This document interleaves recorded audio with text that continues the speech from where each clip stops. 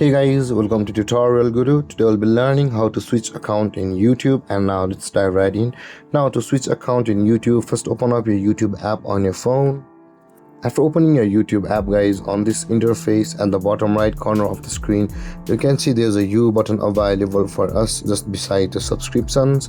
Tap on the U button at the bottom right corner of the screen, and you'll land over here where you'll be able to switch account directly from the button available over here.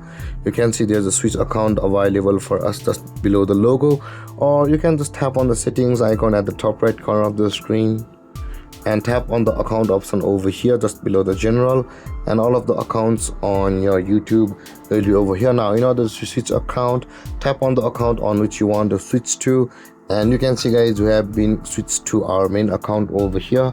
And guys, this is how you will be able to switch account in YouTube. And if you have any confusions or questions regarding the topic, feel free to comment in the comment section below, and don't forget to like, subscribe and hit that bell icon for more videos. Thank you for watching, guys. Peace.